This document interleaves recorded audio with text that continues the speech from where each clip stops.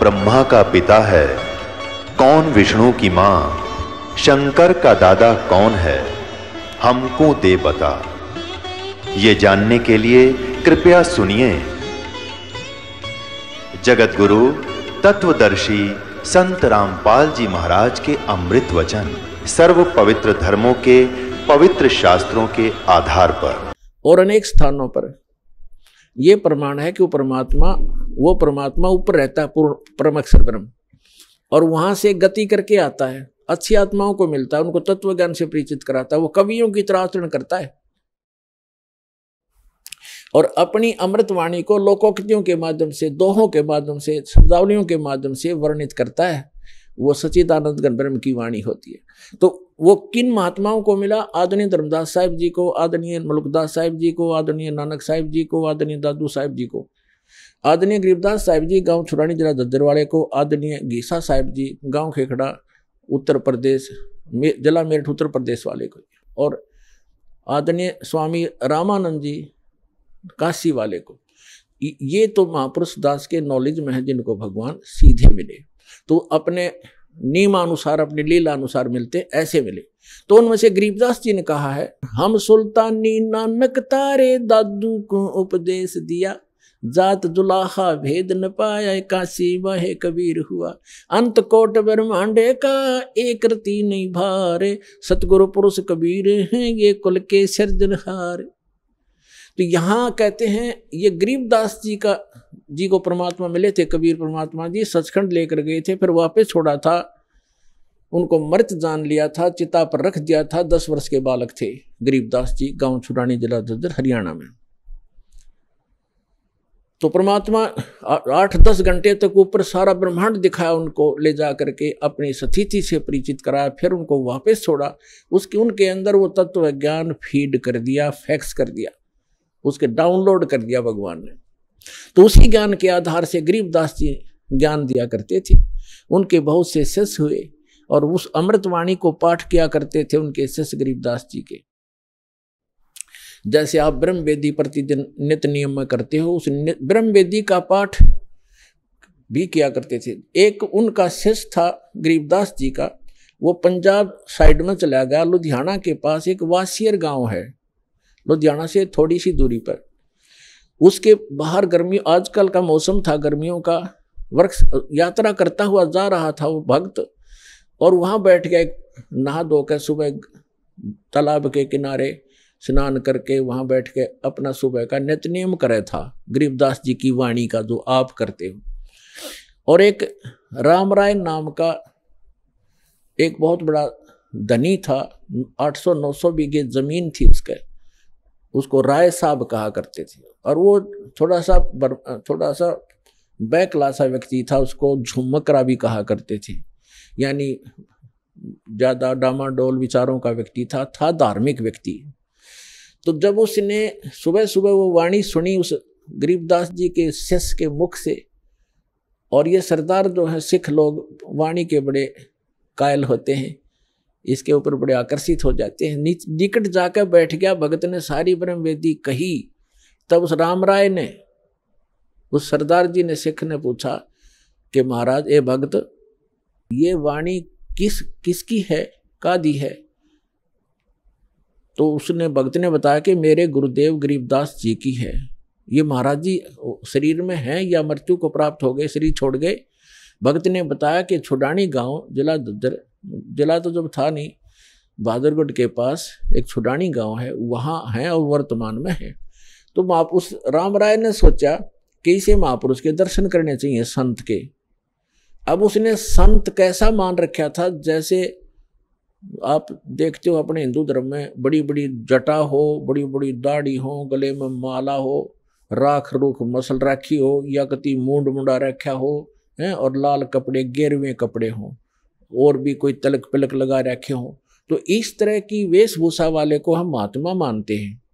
तो इसी दृष्टिकोण से चल पड़ा कि महात्मा ऐसा पाओगा, दूना दाना लगा रखा होगा, चमटे गाड़ रखे होंगे।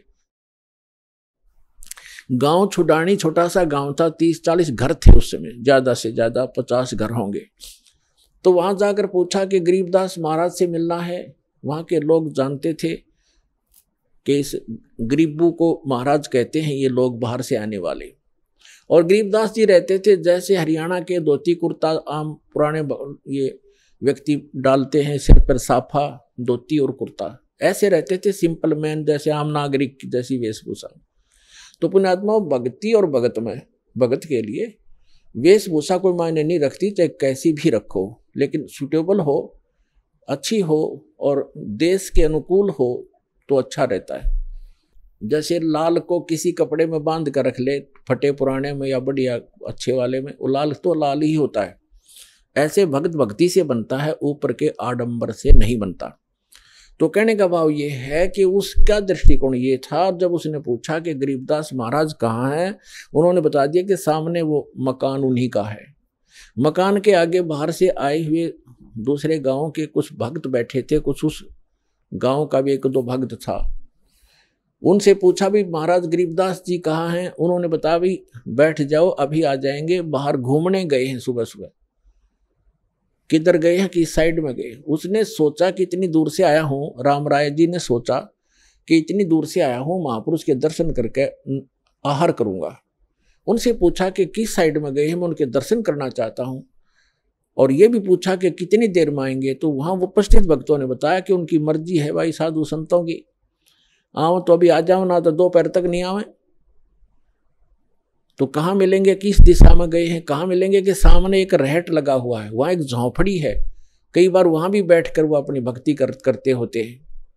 उधर से वो जा रहा था उसी रास्ते से खेतों में, उधर से गरीबदास जी आ रहे थे, एक सिंपल वेशभूषा हरियाणा की, और सिर पे पशुओं का चारा ले रखा था, थोड़ा सा एक बंडल सा बना के, भरोटा कहते हैं जवार का। वो आ रहे थे और कोई व्यक्ति बीच में था नहीं। तो रामराय ने गरीबदास जी से पूछा कि भाई किसान, मैंने महाराज गरीबदास जी से मिलना है और सुना है वो इधर आए हुए हैं, आपने देखा? अब गरीबदास जी तो अंतर्यामी थे, उनको मालूम था कि इस भगत के मन में संत की वेशभूषा कुछ भिन्न ही है, और यदि मैंने कह दिया कि मैं हूं गरीबदास तो ये कतई नहीं मानना है और वापस चला जाएगा, और जिस उद्देश्य से ये भक्त आया है उससे वंचित रह जाएगा। इसलिए गरीबदास साहिब जी ने कहा कि आजो भक्त, आजो मेरे साथ आओ, मैं आपको गरीबदास महाराज से मिलाऊंगा। अब वो पीछे पीछे हो लिया। जब वापस आए उसी घर में पहुंचे जहां उनका घर था, भगत बैठे थे। भगत उठे, उन्होंने किसी ने तो महाराज के चरणों में दंडवत प्रणाम किया, किसी ने भाग करके वो सिर पे रखा हुआ पशुओं का जो चारे का बरोटा था बंडल, वो उठा ग्रहण किया। अब रामराय ने सोचा कि ये कौन भाई, कोई सेठ, ये अच्छा जमींदार होगा, किसान, क्योंकि गरीबदास जी भी 1400 एकड़ जमीन थी गरीबदास जी की, इतने बड़े किसान थे। तो उसने सोचा ये किसान होगा कोई। उनसे पूछा भक्तों से कि वो ये कौन है भाई? तो वो भगत जो कह नहीं, यही तो है गरीबदास जी महाराज। अब उस सरदार जी का तो सिर घूम गया कि यो महाराज, ये तो एक आम आदमी है, सिंपल मैन, धोती कुर्ते वाला किसान है। अब वो लगा फिर वो झूमन, उसका दिमाग गणा इधर उधर। गरीबदास जी समझ गए, एक झुमकरा झूम गया। उसने सभी भक्तों को इधर उधर कर दिया। किसी को कहा बैलों को पानी पिला लो, किसी का चारा काट दो, मेरे लिए नहाने के लिए एक बाल्टी पानी का रख दो। और उस झुमकरे को कह दिया यहाँ बैठ जाओ महात्मा भगत जी। वो बैठ गया, बस चल इतनी दूर से आया हूँ, बैठते जाता हूँ, पर आ गया गलत, खोदा पहाड़ निकली चुईया। क्योंकि उसने तो महात्मा मान रखा था कि ऐसा होगा, जटा जटा रखी होगी, ढूंढा दौड़ा राख रूख मसल रखी होगी, पता नहीं जंगल में बैठा होगा। गरीबदास जी स्नान करने लग गए, धोती बांधा करते थे। तो धोती ऐसे एक बेल्ट सी बांधते हैं, देखा होगा यहाँ भक्त धोती वाले बता देंगे। कोई धोती बांध के और उसके ऊपर से एक रस उसी का हिस्सा एज ए बेल्ट बांध जाकर, उसने अड़बंद कहते हैं हमारे देसी भाषा में, अड़बंद।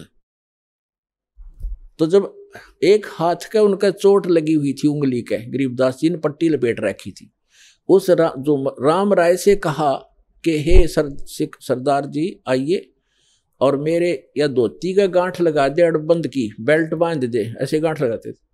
अब जो ही उसने अड़बंद की गांठ लगानी चाहिए, जैसे रुमाल होते हैं ये, धोती शरीर के अंदर से निकलाई और गांठ धोती का लगी।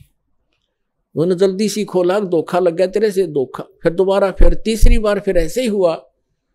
तब गरीबदास जी ने कहा, अरे जो मकरा, वो ये सोच रहा था मेरे जैसा किसान है, इसने संत मानते हैं ये बड़े भोले आदमी आके हरियाणा के। तो तब कहा, रे जो मकरा, मैं तेरे जैसा किसान हूँ, जमींदार हूँ भाई, ये गांठ क्यों ना लगती, घनी देर लगी। तो जब उसने देखा ऊपर ने, राम राय जी विष्णु जी के उपासक थे, बेशक से वह सिख थे, विष्णु जी को इष्ट रूप में मानते थे। क्योंकि पहले हम सभी जितने भी सिख बने हैं ये अपने हिंदुओं से ही अलग से एक, जिन्होंने शिष्य तो ग्रहण कर लिया, उस धर्म, उन धार्मिक नियमों का पालन किया, उन्हें सिख कहने लगे। सिख माने शिष्य। तो क्या देखा उस राम राय ने,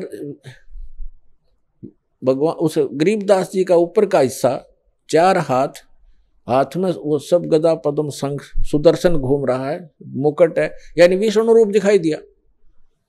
चरणों में गिर गए, पूरी तरह है भगवान माफ करो, मैंने तो आपका सिंपल मैन मान लिया।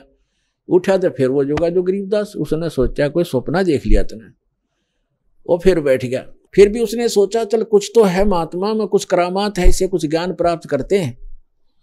तब सारी सृष्टि रचना सुनाई गरीबदास जी ने कि भाई हम कौन हैं, कहाँ से आए हैं। हम सुल्तानी नानक तारे दादू को उपदेश दिया, जात जुलाखा भेद न पाया, ये काशी महे कबीर हुआ। अनंत कोट ब्रह्मांडे का एक रति नहीं भारे, सतगुरु पुरुष कबीर हैं ये कुल के सर्जनहार। पूरी ब्रह्मा विष्णु महेश की स्थिति बताई, सारे ब्रह्मांडों की रचना जो कबीर परमात्मा ने दिखाई थी आंखों और बताई थी वह बताई। तब राम राय कहता है, भगवान हे महाराज, ये ज्ञान आज तक हमारे को किसी ने नहीं बताया। तो गरीबदास जी ने कहा कि आपके ग्रंथ में ज्यों का तो विद्यमान है, पर उसको समझ नहीं पा रहे ये वर्तमान के तेरे जितने भी पाठी हैं, सिख हैं। तो क्या बताया, तत्व भेद कोई ना कहे रे झूमक रो, ये पैसे ऊपर नाच सुनो रे झूमक रा। कोटों मध्य कोई नहीं रे झूमक रो, अरबों में कोई गर्क सुनो रे झूमक रा। गरीबदास जी बताते हैं कि ये सब पैसे के ऊपर नाच है, ये तत्व भेद नहीं जानते ये लोग, और इस तत्व ज्ञान से परिचित कोटों मध्य कोई नहीं रे झुमकरा। उस राम राय को झुमकरा कहने लगे भगवान गरीबदास जी, उसका उर्फ नाम था झुमकरा। तो इस एक बात से तो ये प्रभावित हुआ कि तेरा नाम झुमकरा है, यहाँ कोई जाना नहीं था, इन्होंने झुमकरा बता दिया। जो आम व्यक्ति वहां झुमकरा से जानते हैं, ओरिजिनल नाम राम राय था उसका। तो क्या बताते हैं गरीबदास जी कि इस तत्व ज्ञान से परिचित करोड़ संतों में नहीं मिलेगा तुझे।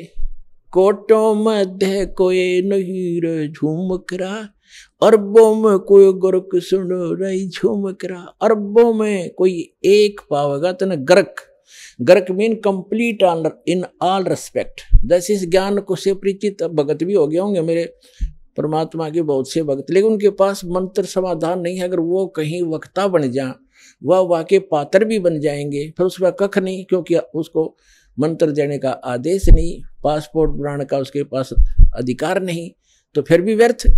तो क्या कहते हैं, गर्क मीन जिसके पास परमात्मा का पूरा ज्ञान भी हो और कंप्लीट मंत्र हो, अधिकार हो, ऐसा तो आपको अरबों में मिलेगा। तो पुण्यात्माओं 4-5 अरब आबादी होगी अपने पूरे पृथ्वी पर।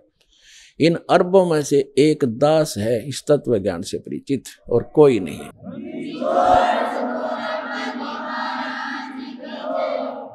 अब हम आते हैं उस प्रसंग पर। आप आज का प्रसंग पूरा करते हैं। अब कहते हैं 7वें अध्याय के 18वें मंत्र में गीता ज्ञानदाता अपनी गति को भी अनुत्तम क्यों कहता है, घटिया क्यों कहता है?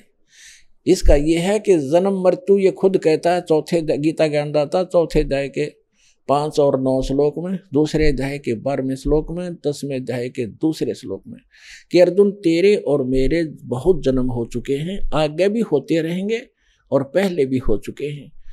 तो इसलिए 18वें अध्याय के 62वें श्लोक में कहता अर्जुन तू सर्वभाव से उस परमेश्वर की शरण में जा, उसकी कृपा से परम शांति को सनातन परम धाम को प्राप्त होगा।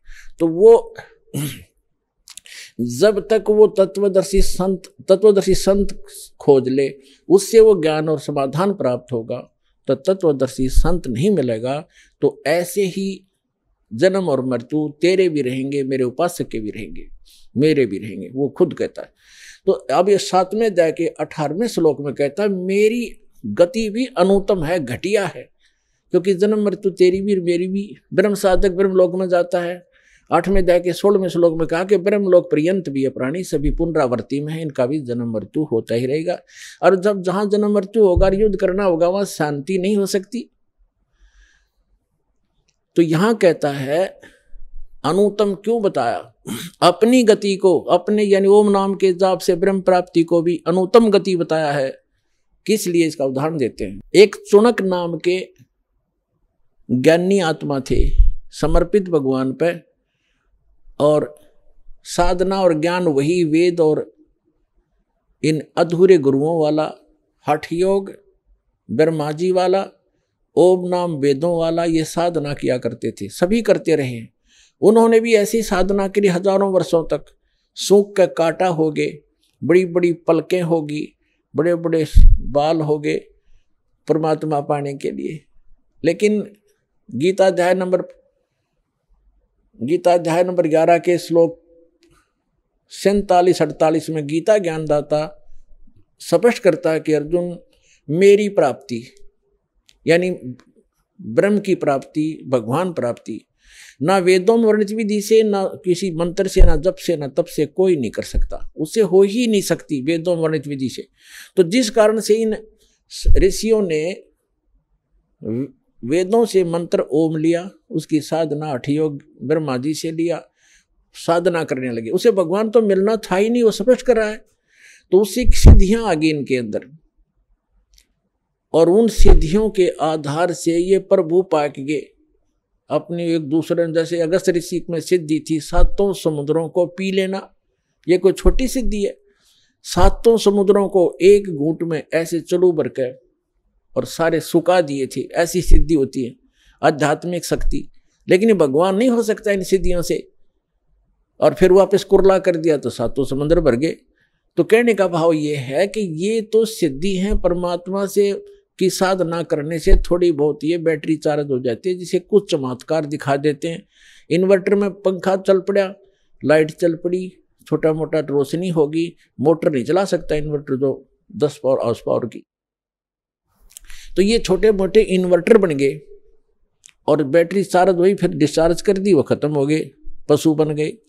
तो कहने का भाव ये है, ऐसे ही चौनक ऋषि थे, इन्होंने सिद्धियां प्राप्त कर ली और इतनी सिद्धि होगी कि आम सिद्ध पुरुष भी उसका अगर नतमस्तक होने लगा, बड़ा बोलबाला हो गया। एक मानदाता चक्रवर्ती राजा था। चक्रवर्ती राजा का अर्थ होता है जिसका पूरी पृथ्वी पर शासन हो, और उसके अंतर्गत छोटे छोटे नवाब राजा लोग होते हैं, वो उसको टैक्स देते हैं, उसके पराधीन होते हैं, उसके आदेश से चलते हैं, सब कार्य करते हैं। और 2-4 वर्ष के बाद वो क्या करता है राजा, ये देखने के लिए कि मेरे शासनकाल में किसी ने मेरी स्वाधीनता अस्वीकार तो नहीं कर दी है, मेरी पराधीनता कोई अस्वीकार तो नहीं कर दी है, मेरे अपने आप में स्वयंभू कोई राजा ना बन गया हो, उसके लिए घोड़ा छोड़ते हैं जो राजा का निजी घोड़ा होता है। और उसके आगे एक पंपलेट लटका दिया जाता है कि जिस भी राजा को अपने मानदाता चक्रवर्ती राजा की पराधीनता स्वीकार ना हो, इस घोड़े को पकड़ के बांध ले और युद्ध के लिए तैयार हो जा। राजा के पास 72 करोड़ सेना है, ये समझो सिंपल भाषा में।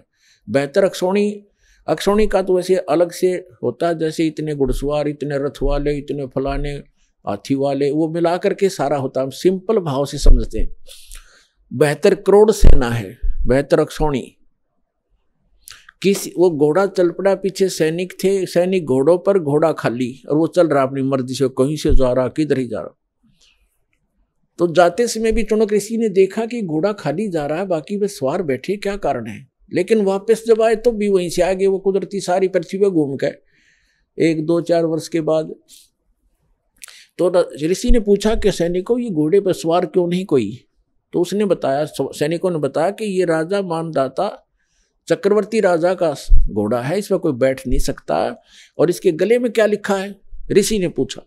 सैनिकों ने उत्तर दिया, इसके गले में ये लिखा है कि जो इस घोड़े को पकड़ेगा उसने राजा मानदाता जी के साथ युद्ध करना पड़ेगा, और राजा के पास 72 करोड़ सेना है।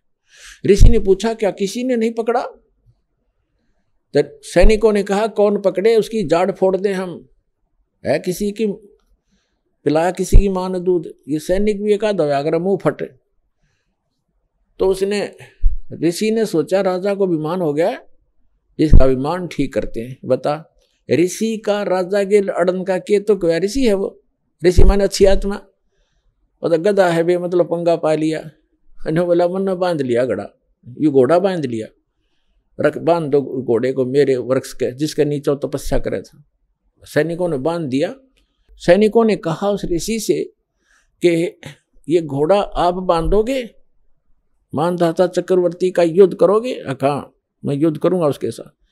सैनिकों ने कहा, कंगले तेरे दाने खाने को नहीं, तेरी क्यों सामत आई है, चुप करके अपनी भक्ति कर, और माला फिर क्यों मरे तू, बेआई मौत क्यों मर रहा है। उसने, चुनक ऋषि ने कहा कि तुम राजा के से जाके कह दो कि चुनक ऋषि ने तेरा युद्ध स्वीकार कर लिया। अब सैनिकों ने आकर के राजा को नमक मिर्च लगाई और कहा कि आज एक व्यक्ति ने हिम्मत की है आपका युद्ध उठने की, और कल को दूसरा बकवाद करेगा। Rajan, nip the evil in the bud, बुराई को स्टार्ट में ही खत्म कर देना चाहिए। राजा ने फिर कह दिया, जाओ। उस 72 करोड़ की 4 प्लाटून बना, 4 टुकड़ी कर ली। 18 करोड़ सेना एक आदमी को मारने के लिए भेज दी, चुनक ऋषि को। और चुनक ऋषि ने क्या किया, अपनी जो साधना करी थी, सारे जीवन में डले डोए थे, उसकी 4 पुतली बना दी, एटम बम बना लिए सिद्धि तय। एक एटम बम छोड़ दिया पुतली, उसने कत्लेआम मचा दिया। घड़ियां पुतली होगी हजारों करोड़ों की संख्या में, और कत्लेआम मचा दिया, और वो खत्म हुई सिद्धि। वो तो जो निकल गया बाण, वो बम। राजा ने दूसरी टुकड़ी 18 करोड़ की भेज दी, ऋषि ने दूसरी पुतली भेज दी। ऋषि ऐसे 72 करोड़ सेना का नाश कर दिया, कत्लेआम कर दिया। किसने, उस चुनक नाम के ब्रह्म उपासक ने, उस काल के उपासक ने, ब्रह्म के उपासक ऋषि ने। अपने आत्मा चाहे तो गोली से मार दे, और किसी के पास वचन की ताकत जंतर मंत्र है उससे मार दे, भगवान के दरबार में दोनों दोषी बराबर होते हैं। अब इसके विषय में सूक्ष्म वेद में परमात्मा ने अमरवाणी में कहा, सच्चिदानंद घन ब्रह्म की वाणी में, कि 72 अक्षौणी क्षय करी वो चुनक ऋषि स्वर एक, ये दे धारे जोरा फिरे भाई सभी काल के बेखे। 72 अक्षौणी खा गया वो चुनक ऋषि स्वर एक, मानदाता राजा की 72 करोड़ सेना का नाश कर दिया। किसने, उस चुनक ऋषिश्वर अकेले ने। ऋषिश्वर जैसे मुनि और मुनिवर और मुनीश्वर, एक तो मुनि आम साधक, और मुनिवर उन साधकों में श्रेष्ठ मुनि, और फिर मुनीश्वर उन श्रेष्ठ मुनियों में भी परम श्रेष्ठ, यानी उस मुनीश्वर ऋषिश्वर ऋषिश्वर उस तीसरे नंबर के गुड बेटर बेस्ट, उस बेस्ट यहाँ के बेस्ट जाने जाने वाले ऋषि के ये कर्म है 72 करोड़ सेना खाली। ये सूक्ष्म वेद में परमात्मा बता रहे हैं। 72 अक्षौणी खा गया वो चुनक ऋषिश्वर एक, ये दे धारे जोरा फिरे भाई सभी काल के बेखे। जोरा माने मौत, जरा माने बुढ़ापा, यह अंतर समझना कदे भूल जा। जोरा मीन संत भाषा में जोरा माने मृत्यु। कहते हैं ये दिखे संत ऋषि महर्षि, ये तो चलती फिरती घाल है, ये दे धारे मौत फिरे, ये संत नहीं, ये मौत है। ये सभी काल के भेख, ये ब्रह्म के साधक, ब्रह्म तक के पुजारी, ये सभी काल के भेख दे धारे जोरा फिरे या मौत फिरे, चलती फिरती मनुष्य रूप में इतने मानस मार दिए, तुम इनको महर्षि कहते हो। तो यहाँ गीता ज्ञानदाता भी कहता है कि ये ऋषि हैं तो नेक, लेकिन तत्वदर्शी संत ना मिलने से मेरे वाली अनुत्तम घटिया साधना में लीन रहे, गति में लीन रहे। अब क्या बनेगा? ओम नाम के जाप से ये ब्रह्म लोक जाएगा, और जो सिद्धि की थी, जो साधना तपस्या की, से राजा बनेगा। और जो इसने 72 करोड़ सेना मार दी, वो बैड अकाउंट अलग से लिखा जाएगा, इसको फिर भोगना पड़ेगा। जैसे ये ओम नाम की साधना से ब्रह्मलोक में जाएगा, वहां अपनी पुण्य समाप्त करके इस मंत्र के जाप का नाश करके कमाई का ये वापस आएगा, राजा बनेगा पृथ्वी पर, फिर खूब पाप कमाओगा। राजा शिकार करते हैं, अपने अहम के कारण दुनिया मरवा डालते हैं, कत्लेआम कर देते हैं अपने राज्य के लिए, वो पाप इसके बुरे में लिखे जाएंगे। फिर ये कुत्ता बनेगा और इसके सिर में कीड़े पड़ेंगे इस ऋषि चुनक का, और जितने सैनिक मारे थे वो गिन गिन का बदला लेंगे इसका। तो यहां कहते हैं फिर ये खाक मुक्ति हुई। 18वें अध्याय के 62वें श्लोक में कहा कि तू सर्वभाव से अर्जुन उस परमेश्वर की शरण में जा, उसकी कृपा से तो परम शांति को, सनातन परम धाम को प्राप्त होगा। 15वें अध्याय के 4थे श्लोक में कहा कि परम संत की प्राप्ति के उपरांत, तत्वदर्शी संत की प्राप्ति के उपरांत परमात्मा के उस परम पद की खोज करनी चाहिए, जहां जाने के बाद साधक लौटकर फिर संसार में कभी नहीं आते, और केवल उसी की भक्ति करो। तो यहाँ जो ब्रह्म तक के साधक हैं, इसलिए 7वें अध्याय के 18वें श्लोक में गीता ज्ञानदाता कहता है कि ये ज्ञानी है तो अच्छी आत्मा, परमात्मा के लिए समर्पित है, लेकिन तत्वदर्शी संत ना मिलने से ये मेरे वाली अनुत्तम गति में, घटिया गति में साथ लीन रहे। इनको वो संत नहीं मिला जिसकी साधना करके उस स्थान को प्राप्त कर लें, जहां जाने के बाद साधक फिर लौटकर कभी संसार बन जाते। तो वो संत ये दास है पुण्यात्माओं, आज समझ में आ जाओ, थारा से फिर आइयो, जितना लेट आओगे उतना पछताओगे, जल्दी आओ, अपना कल्याण कराओ। बोलो सतगुरुदेव।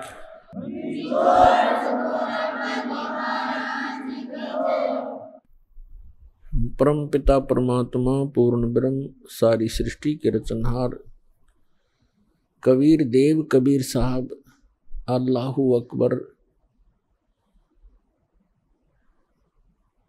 जुलाहा कबीर, धानक कबीर, ये हम सभी आत्माओं के पिता हैं, ये हमारे हमदर्द हैं।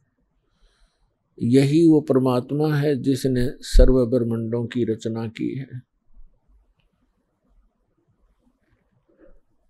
पुण्यात्माओं, सौभाग्य आपका, आप जी का जन्म ऐसे समय में हुआ है जिस समय को परमात्मा ने पूर्व निर्धारित किया हुआ है कि जिस समय कलयुग 5500 वर्ष बीत जाएगा, तब इस अध्यात्म मार्ग को, जो संपूर्ण, कंप्लीट इन ऑल रेस्पेक्ट, जो स्पिरिचुअल नॉलेज है, अध्यात्म मार्ग है, ज्ञान है, इसको सार्वजनिक करने के लिए कहा था भगवान ने। क्योंकि जिस समय परमात्मा स्वयं आए थे 600 वर्ष पहले, सन 1398 से संवत 1455 से सन 1518 संवत 1575 तक वो परमात्मा यहाँ एक जन साधारण की लीला करके चले गए, जो परमात्मा किया ही करते हैं। जो हमारे वेद बताते हैं कि वो परमात्मा सतलोक से सशरीर आता है, अपने उस निज स्थान से जहाँ हम पहले रहा करते अपने पिता के पास। हम बालकपन में हम अज्ञानता के कारण अपने उस मूल मालिक को, उस सर्व सुखदाई परमात्मा को छोड़कर यहां इस काल के साथ आ गए इसके लोक में, तो वो परमात्मा वहां से आकर हमें पुनः वो याद दिलाने आते हैं कि आप जहां रह रहे हो ये लोक ठीक नहीं, यहाँ की कोई व्यवस्था भी अनुकूल नहीं है। यहाँ जन्म और मृत्यु का ये दीर्घ रोग, और आपको ऐसा कच्चा शरीर दिया है जिसमें कोई ना कोई रोग अवश्य व्यापा रहता है, लगा रहता है। फिर आप ऐसे स्थान पर रहते हो जहां पर प्रत्येक वस्तु का अभाव रहता है,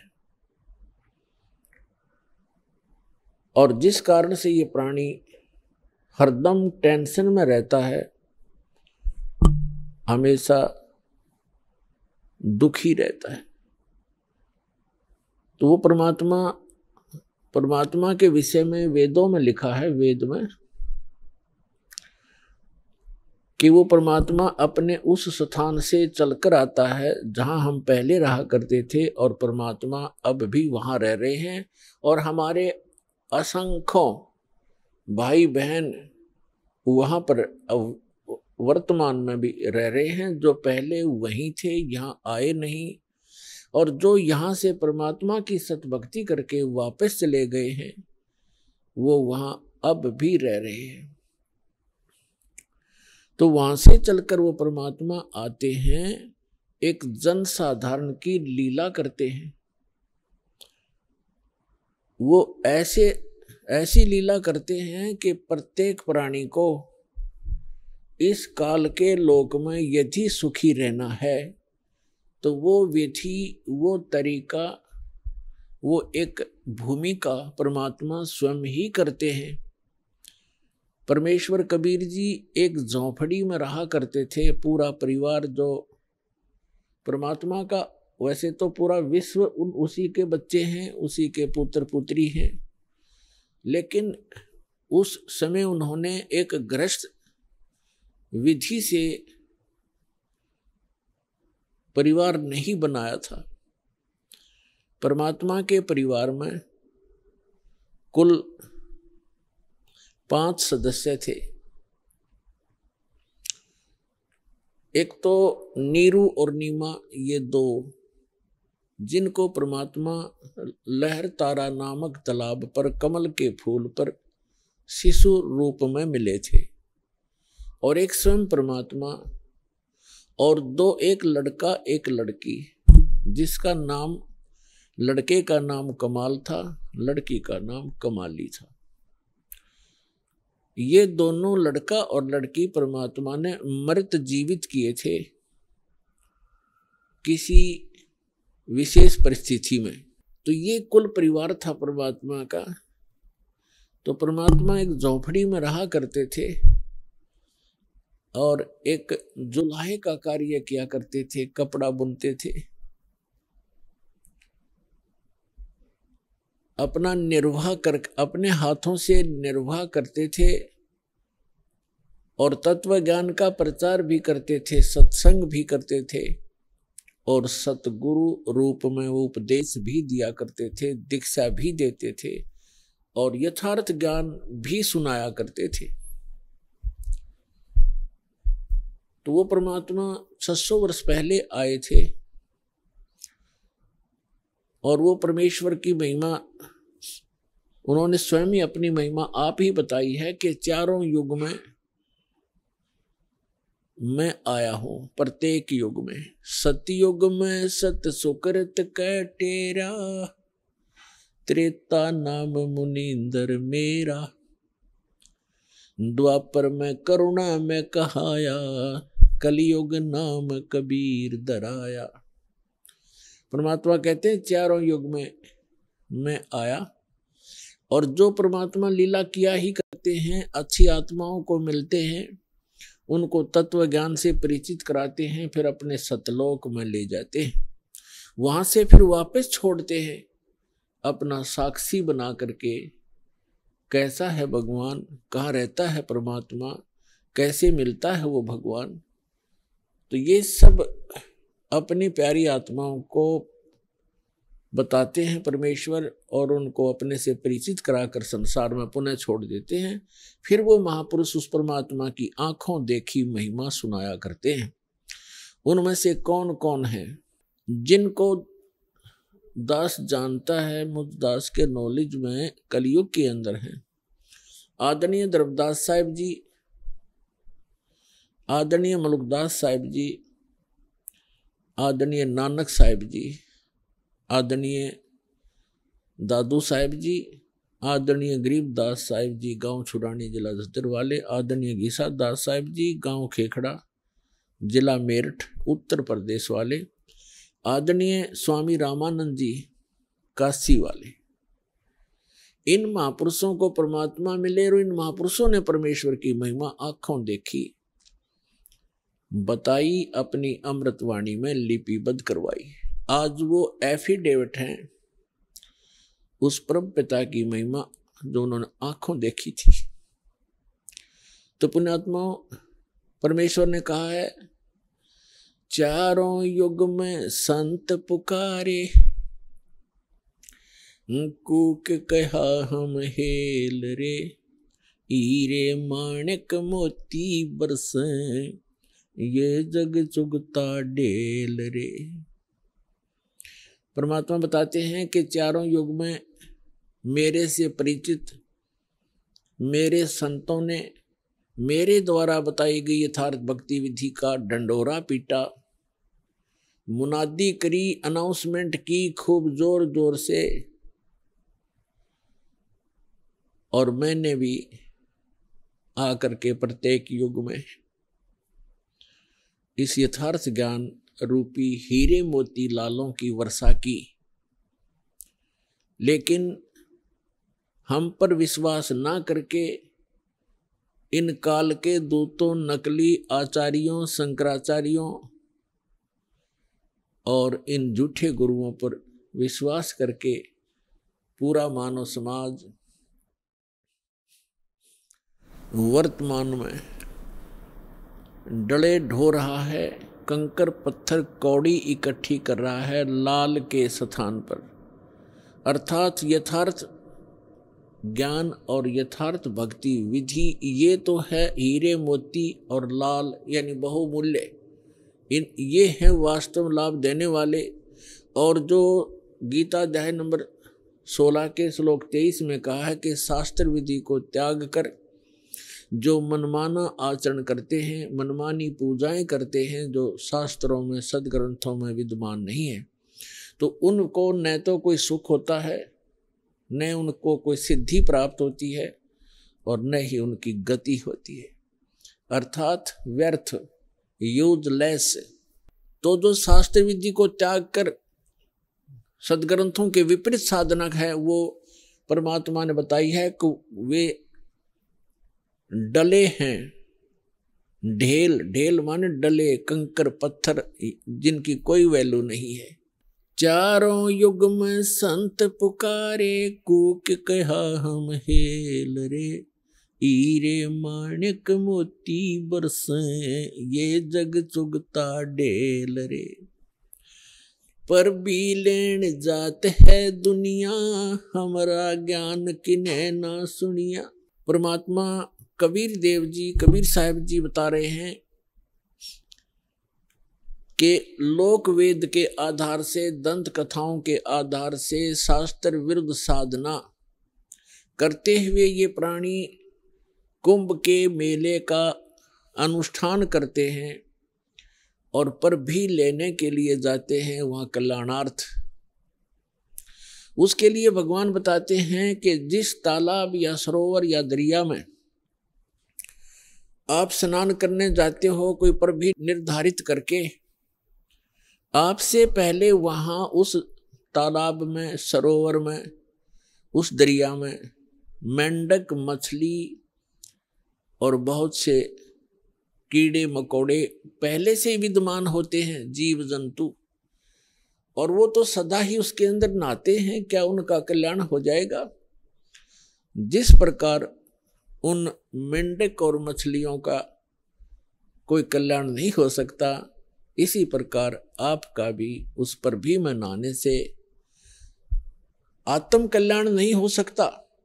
आत्म कल्याण होगा अपनी सदग्रंथों श्रीमद् भगवत गीता में वर्णित विधि और उसके अनुसार की गई साधना से। और वो साधना केवल परमात्मा ही बताते हैं, क्योंकि श्रीमद् भगवत गीता में जो गीता ज्ञान दाता है वो केवल अपने सतर की भक्ति ही बता रहा है। और पूर्ण मोक्ष यदि चाहिए अर्जुन किसी भी भक्त को, अर्जुन के माध्यम से सर्व मानव समाज को संदेश दिया गया, तो उसको चाहिए कि वो तत्वदर्शी संत की खोज करे और फिर उस परमेश्वर की शरण में जावे, उसके तत्वदर्शी संत के बताए अनुसार साधना करके उस परमेश्वर की शरण में जावे, जहां जाने के बाद साधक फिर लौटकर कभी संसार में नहीं आते। और गीता ज्ञानदाता अपनी साधना बताता है कि अर्जुन तेरे और मेरे, अपनी सतीथि बताता है, अपना सामर्थ्य बताता है कि अर्जुन तेरे और मेरे बहुत जन्म हो चुके हैं, तू नहीं जानता मैं जानता हूं।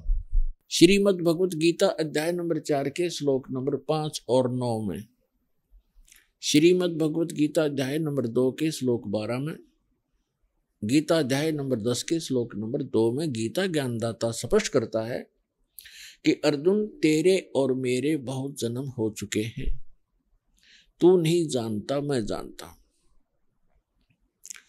और अपनी साधना बताते हैं गीता अध्याय नंबर 8 के श्लोक नंबर 13 में, ओम इति एकाक्षरम ब्रह्म व्यवहारं माम अनुसमरन् ये प्रयाति तजन देहम स याति परमाम गतिम।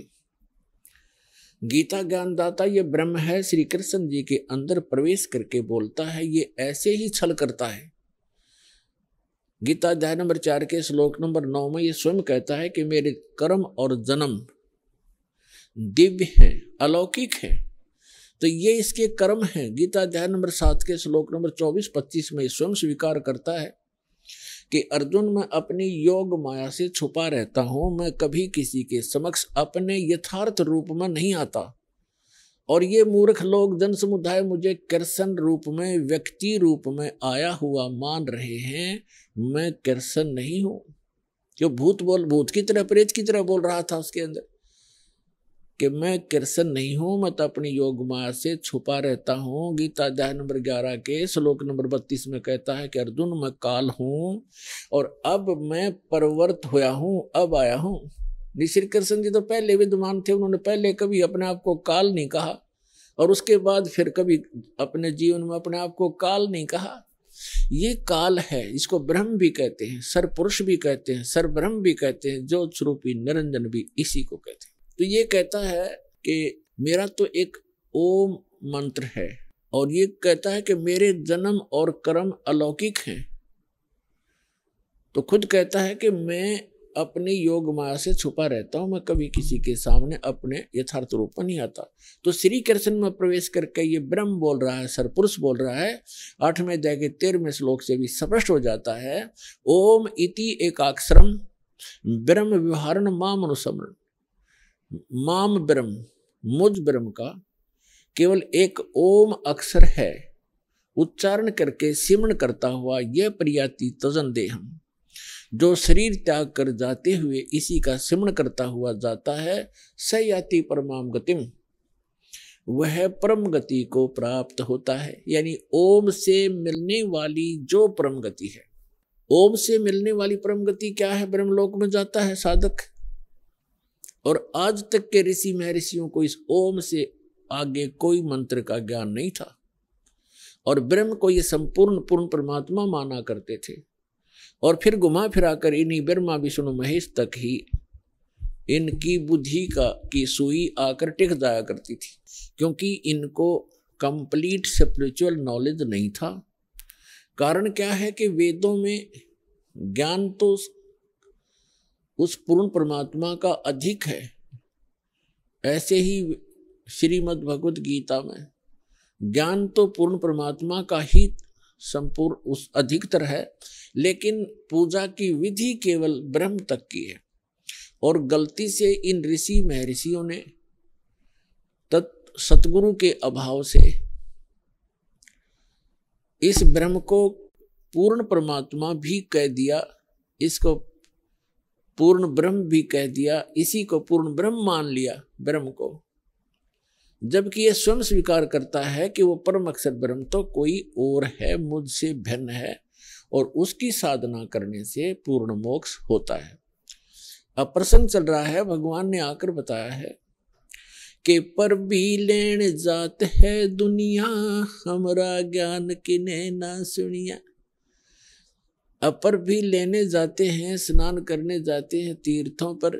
ये तीर्थ क्या हैं, ये कैसे निर्मित हुए, इसके विषय में ब्रह्म पुराण में, ब्रह्मा पुराण में बहुत विस्तृत जानकारी है, और विष्णु पुराण के अंदर भी। उसमें क्या बताया गया है कि जैसे किसी संत ने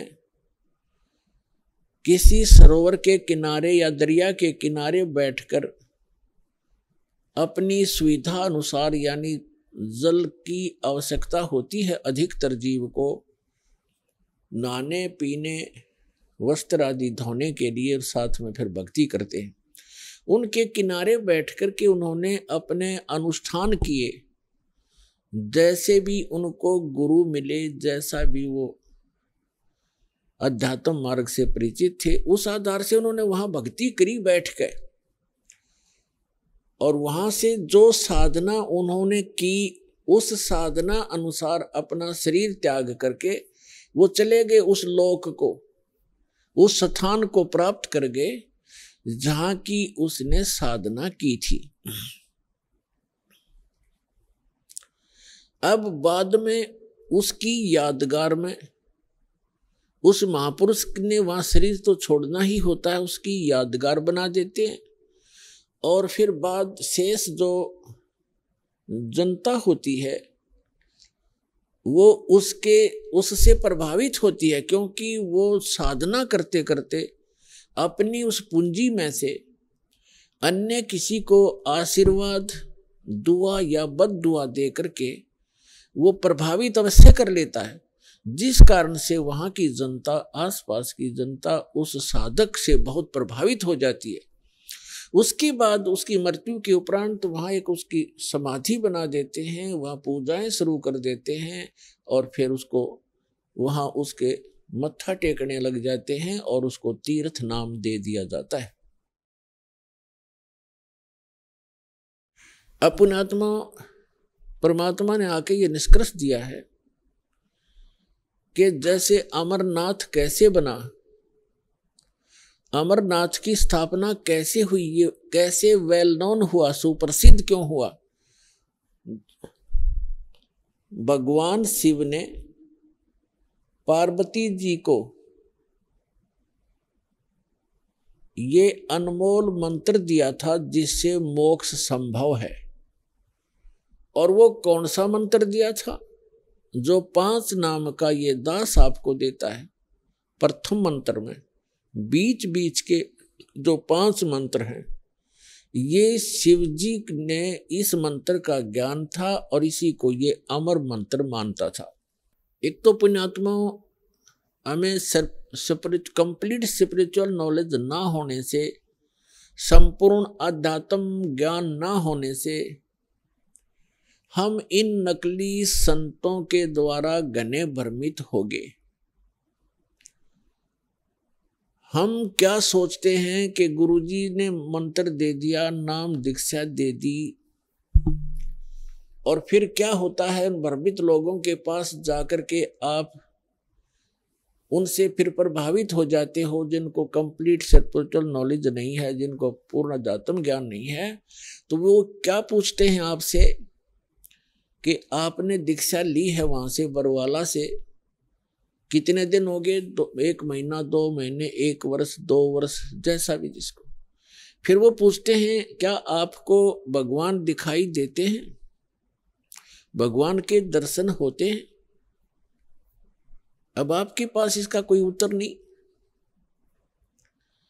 तो पुण्यात्माओं, कहने का भाव ये है कि दास जो आज प्रसंग आपके समक्ष स्पष्ट करना चाहता है एक विषय स्पष्ट करना चाहता है कि परमात्मा की प्राप्ति, परमात्मा के दर्शन से, मोक्ष की प्राप्ति परमात्मा के दर्शन से नहीं, उस परमात्मा के मंत्र से होती है। पहले तो ये प्रसंग स्पष्ट करते हैं कि अमरनाथ की स्थापना कैसे हुई। पुण्यात्मा, हमने पुराण बहुत पढ़ी हैं, पवित्र पुराण, लेकिन हमारे धर्म गुरु कोई निष्कर्ष हमें निकाल कर दे नहीं पाए, और जिस कारण से हम ऐसे उन कथाओं को याद अवश्य कर लेते थे, लेकिन हमें उनका कोई सिर पैर का पता नहीं था। जैसे पार्वती जी के 107 जन्म हो चुके थे, 108वां जन्म वो जी रही थी। भगवान शंकर वही होते थे, उनकी तब तक मृत्यु नहीं हुई थी, और पार्वती जी की 107 बार मृत्यु हो चुकी थी। और भगवान शिव जब पार्वती जी की मृत्यु होती थी बड़े व्याकुल होते थे, उनका बहुत बुरा हाल हो जाता था उस पार्वती की मृत्यु के उपरांत, उसके वियोग में। एक समय की बात है कि भगवान श्री राम वनवास के अंदर सीता जी के अपहरण के उपरांत वृक्षों से डकरा रहा था, रो रहा था, सीता की खोज पूछ रहा था, मृगों से लिपट रहा था। ऊपर से आसमान से पार्वती और शिव देख रहे थे। भगवान शिव ने श्री रामचंद्र जी अर्थात विष्णु जी को प्रणाम किया। पार्वती जी ने देखा कि किसको प्रणाम कर रहे हैं, नीचे एक व्यक्ति रो रहा है पृथ्वी पर। पार्वती जी ने पूछा, आप किसको प्रणाम कर रहे हो? भगवान शिव ने कहा कि नीचे देखो, ये भगवान को प्रणाम कर रहा हूं। कि वो व्यक्ति रो रहा है? पार्वती ने पूछा कि हाँ, ये भगवान है, परमात्मा है।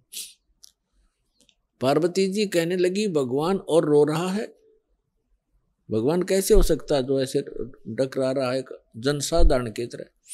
यानी विष्णु जी थे वो, और विष्णु जी भगवान शिव के बड़े भाई हैं।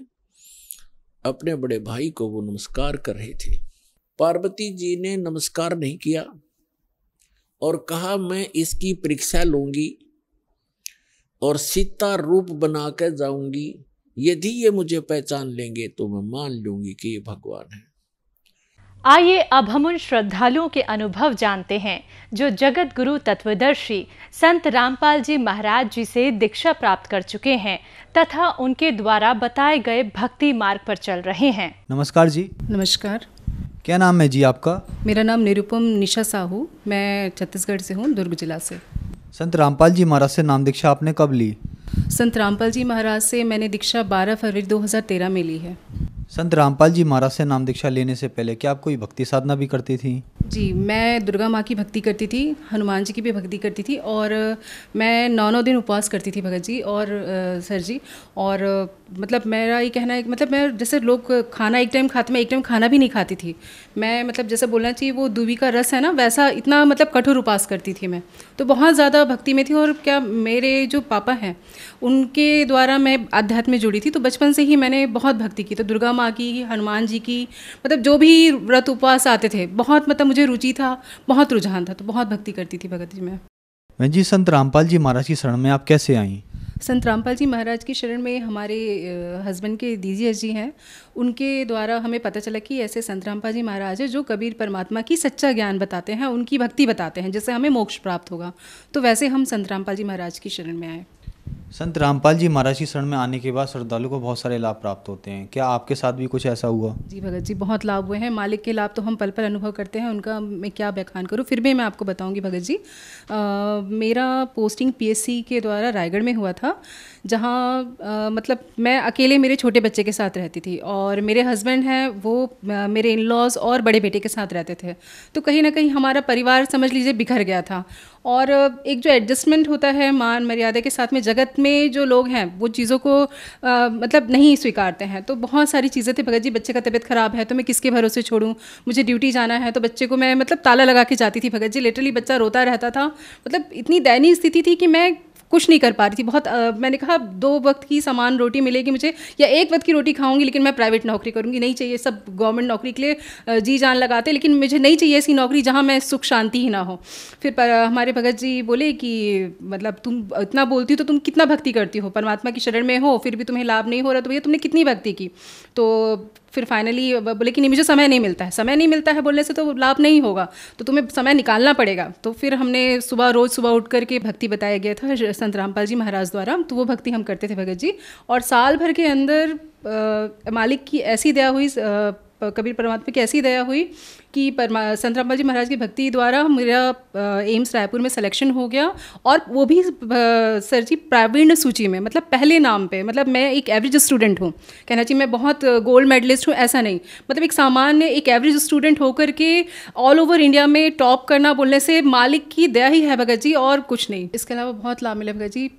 मेरा छोटा बेटा मेरे साथ ही था, जैसे मैंने बताया आपको, तो उस समय गर्मी का मौसम था और ऐसा था कि कैसे भी हमें बस यहाँ से जाना है, ये था। तो सामान भी पूरी तरह से नहीं था, और 1 महीना बच्चा, जैसे बोला जाए सर जी कि 1-2 दिन के लूज़ मोशन में बच्चे की क्या हालत होती है, मतलब बड़े की हालत ख़राब होती है, तो एक बच्चा है तो उसे 102, 103 डिग्री टेम्परेचर, लूज़ मोशन, मतलब बहुत पस्त हो गया था बच्चा। आए दिन मेरे को हॉस्पिटल ले जाना पड़ रहा है। मतलब कहना चाहिए कि मैं बहुत डर गई थी। मतलब रोज़ मैं भगत जी को अपने हस्बैंड को फ़ोन कर रही हूँ, बोले कि यार क्या करें। जैसा ही परमात्मा ने दया रखी थी, और 1 महीने तक मेरे बच्चे को तकलीफ़ थी, लेकिन वो बच्चा आज बहुत स्वस्थ है, कोई शिकन तक नहीं है उस बच्चे के इस पर। संत रामपाल जी महाराज के पास सच्ची भक्ति है जो कि और गुरु नहीं बता पाते हैं। ऐसी भक्ति संत रामपाल जी महाराज जी जो भक्ति बताते हैं उसमें हमारे पाप कर्म भी नष्ट होते हैं। बाकी गुरुओं का कहना है कि आप कितनी भी, मतलब आपके पुराने कर्म है जिसके कष्ट आप भोग रहे हो, लेकिन संत रामपाल जी महाराज जी जो हमें भक्ति बताते हैं उसमें हमारे पाप कर्म भी नष्ट हो जाते हैं, जिससे हमें जो दुख आता तो है लेकिन वो पल भर में नष्ट हो जाता है। बहन जी, आप रायपुर एम्स में डॉक्टर हो, और जो दर्शक आज आपको देख रहे हैं टीवी पर, उनके लिए आप क्या कहना चाहेंगी? उत्तर दक्षिण पूरब पश्चिम फिरता दाने दाने नु, सर्वकला सदगुरु साहिब की हरि आए हरियाणे नु। हमारे भारत में, हमारे हरियाणा प्रदेश में हम एक संत आए हुए हैं जिसे बोलते तत्वदर्शी संत, जिसकी व्याख्या गीता अध्याय 4 34 श्लोक में बताया गया है कि कोई तत्वदर्शी संत है जो आपको पूर्ण ज्ञान देगा और आपको मोक्ष, उन्हीं की भक्ति, उन्हीं के द्वारा बताई हुई भक्ति करके आपको मोक्ष प्राप्त होगा। तो जिसके बारे में संत रामपाल जी महाराज सबको बता रहे हैं, और जिस पर आज पहले तो कोई विश्वास नहीं करता, आज उनके जेल में होने के बावजूद कई सारे जो शिष्य हैं वो उनकी शरण में आए हैं। तो इससे बड़ा उदाहरण क्या होगा लोगों के लिए। तो बस मैं ही कहना चाहूँगी कि परमात्मा हमारी धरती पर आ चुके हैं, उन्हें जानिए, उन्हें पहचानिए और सच्चे दिल से भक्ति करिए। परमात्मा सभी सुख देता है जो हम चाहते हैं, और वो वही देगा जो हमारे लिए अच्छा हो। संत रामपाल जी महाराज से नाम दीक्षा कैसे ली जा सकती है? संत रामपाल जी महाराज जी से दीक्षा बहुत आसानी से ली जा सकती है। संत रामपाल जी महाराज का सत्संग आता है चैनलों पे, जिसमें नीचे एक पीली पट्टी चलती है और वहाँ एक नंबर दिया रहता है। उस नंबर पे कॉल करके हम जो हमारे निकटतम जो जिला में क्या बोलना चाहिए आश्रम है, वहाँ जाकर हम नाम उपदेश ले सकते हैं। धन्यवाद जी। धन्यवाद।